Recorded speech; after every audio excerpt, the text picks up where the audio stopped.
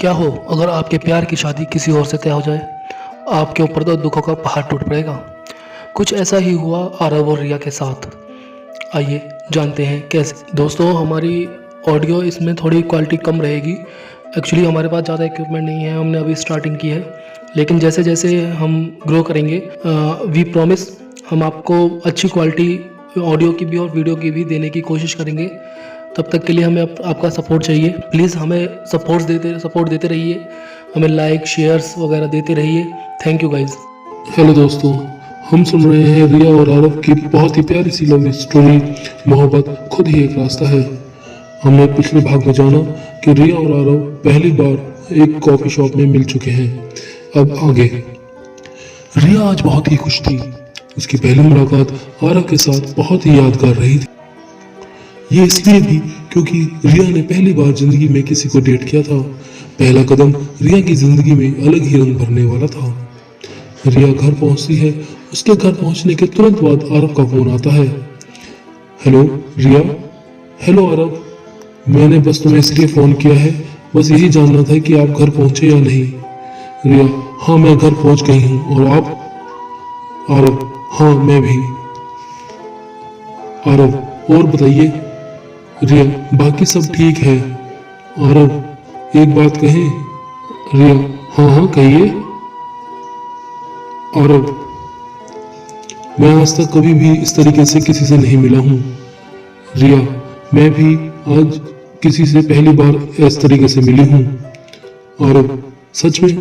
रिया, हाँ सच में। आरव समझ गया कि रिया उसके लिए कुछ कुछ फील करने लगी है। रिया, मुझे आपसे मिलकर अच्छा लगा।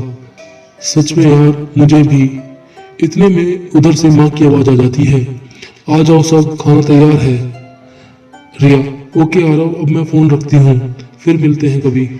ठीक है रिया, बाय, गुड नाइट। अगले दिन आरव सुबह जल्दी से तैयार होकर रिया के घर पहुंच जाता है। गेट पर ही उसकी मुलाकात रिया के पापा राकेश जी से हो जाती है। आरव दरवाजे पर पहुंचता है और रिया के पापा पूछते हैं, बेटा आपको किससे मिलना है? आरव, अंकल मुझे वो रिया जी ने बुलाया था। राकेश जी, अच्छा अच्छा, वो तुम हो? आरव, हाँ अंकल जी। राकेश जी, आओ आओ अंदर बैठो बेटा, क्या लोगे बताओ? आरव, कुछ नहीं अंकल, थैंक्स।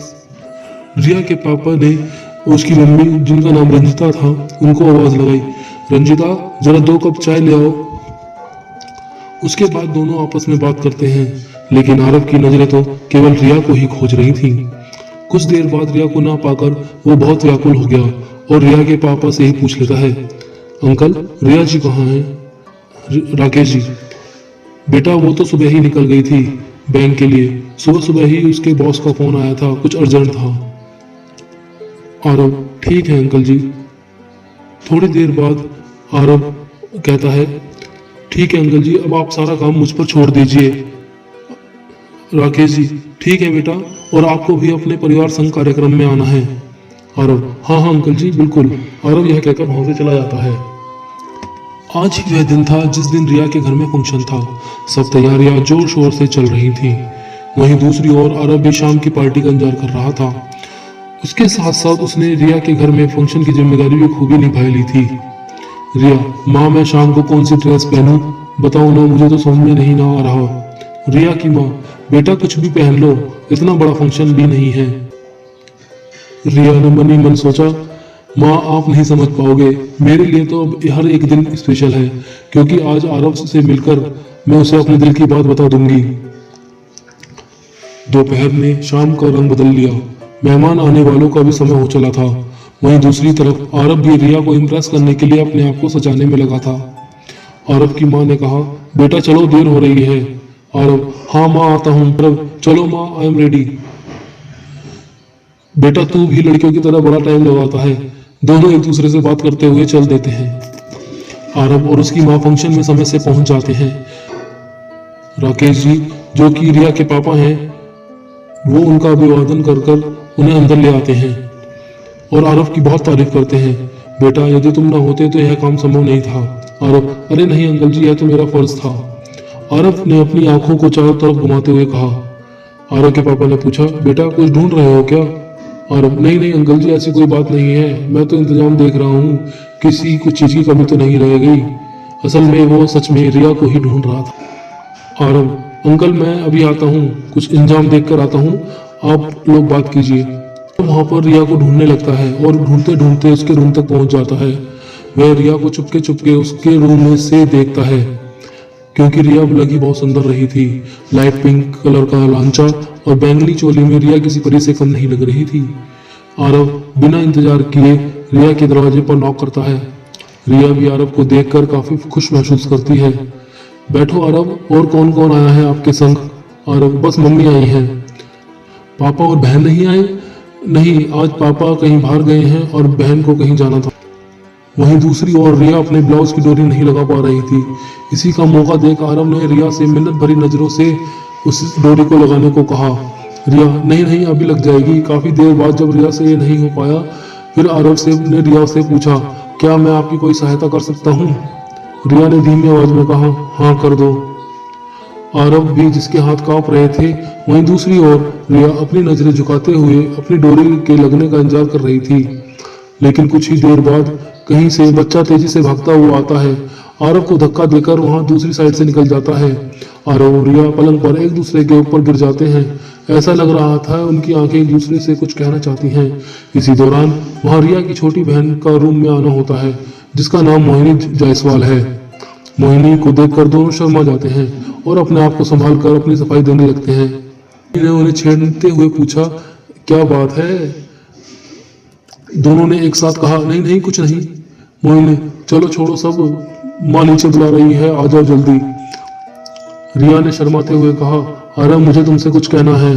आरव, मुझे भी।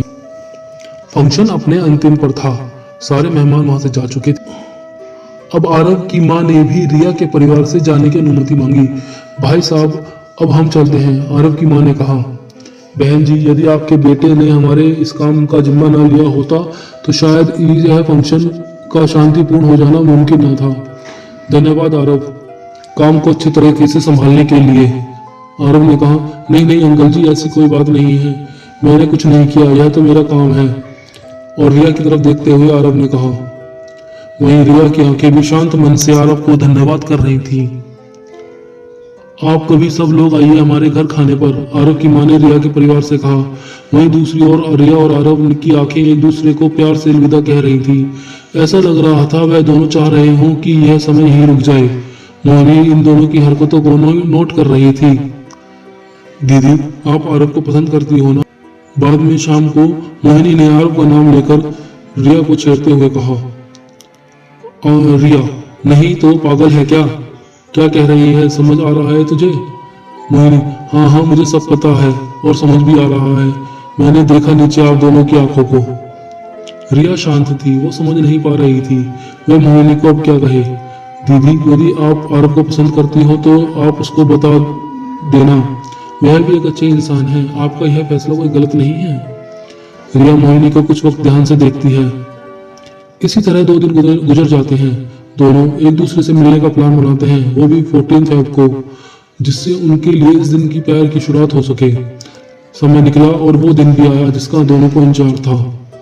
दोनों अपने पहले प्यार की मुलाकात को आगे बढ़ाने के लिए एक दूसरे से कुछ कहना चाहते थे, जिसके लिए वह प्यार वाले दिन को मिलना चाहते थे, जो कि 14 फरवरी को था। हेलो रिया, कैसी हो? आरव ने पूछा। अच्छी हूँ, तुम बताओ तुम कैसे हो, तुम्हारा काम कैसा चल रहा है? पहले तो मैं तुमको थैंक्स बोलना चाहूंगी, यदि उस दिन तुमने फंक्शन के लिए हाँ नहीं बोला होता तो पता नहीं क्या होता। सब अच्छे से हो गया, थैंक यू। आरव, मुझे तुमसे कुछ कहना है, यदि तुमको सही लगे तो तुम आगे बढ़ सकती हो, कोई जबरदस्ती नहीं है। रिया, क्या कहना है, साफ साफ कहो। आरव, वो मैं रिया, क्या वो और मैं लगा रखी है? जो कहना चाहते हो जल्दी कहो, क्योंकि अब रिया से भी इंतजार नहीं हो रहा था, क्योंकि वह जानती थी कि आरव क्या कहने वाला है, जिसे उसका बेसब्री से इंतजार था। आरव, रिया मैं तुमको पसंद करने लगा हूँ। रिया, क्या क्या कहा, फिर से कहो। हाँ, मैं तुमको पसंद करता हूँ और तुम्हें अपने जीवन संगनी बनाना चाहता हूँ, आरव ने कहा। रिया, यह सब तो ठीक है, मगर अंकल आंटी क्या सोचेंगे? आरव, उनको मैं समझा लूंगा और शायद वो भी तुमको पसंद करती हैं। मुझे ऐसा लगता है। रिया, आरव शायद तुम नहीं जानते, मैं भी तुमको पसंद करती हूँ, मगर इस रिश्ते को जब तक ही आगे ले जाऊंगी तुम किसी स्थिति में मेरा साथ नहीं छोड़ोगे। आरव, यदि ऐसा है तो मैं घर में बात कर लेता हूँ। रिया, तुम तो आसानी से अपने घर में बात कर लोगे, मगर मैं जानती हूँ मेरे घर वाले इस बात को कभी नहीं मानेंगे। आरव, यदि मेरे घर वाले तुम्हारे घर वालों से बात करें फिर भी? रिया, वो सब मैं नहीं जानती। जो भी हो, मैं तुम्हारे साथ कभी नहीं छोड़ूंगा। गाड़ी में 2:05 थे और बाहर का मौसम भी अच्छा हो रखा था। प्यारी प्यारी हवा चल रही थी। आरव ने कहा, रिया कहीं घूमने चलें? रिया, ओके, पर कहाँ चलोगे? आरव, बाइक पर चलते हैं, जहाँ वो ले जाए, जहाँ कोई ना हो, शांति ही शांति हो। रिया, ठीक है, लेकिन 5 बजे से पहले हम दोनों वापस हो लेंगे, मुझे घर जाना है। आरव, ठीक है। दोनों अपनी पहली लॉन्ग ड्राइव को एंजॉय करते हैं। समय बीतता जाता है। इसी बीच रिया की मम्मी का फोन रिया के पास आता है। रिया, हाँ बोलो माँ, क्या हुआ? रिया की माँ, कहाँ हो बेटा तुम? रिया, मैं दोस्तों के साथ हूँ। रिया की मम्मी, ठीक है, पर आज जल्दी घर आ जाना 6 बजे से पहले। रिया, क्यों? रिया की माँ, वो अग्रवाल भाई साहब आ रहे हैं तुमको देखने परिवार के संग। रिया, क्या कहा माँ? रिया की माँ, हाँ हाँ वही आ रहे हैं, जल्दी आ जाना, ओके। रिया इस बात को सुनकर शॉक में आ जाती है कि यह क्या, आज पहली मुलाकात हमारे प्यार की और दूसरी ओर यह क्या? और देखने ही तो आ रहे हैं ना, अभी शादी तो नहीं हुई ना, मैं हूँ, सब देख लूंगा, तो पहले तुम शांत हो जाओ। अब देखते हैं आगे क्या मोड़ लेने वाला है रिया और आरव का रिश्ता। आप हमारे साथ बने रहिए, अगले भाग हम बहुत जल्द ही अपलोड करेंगे। धन्यवाद।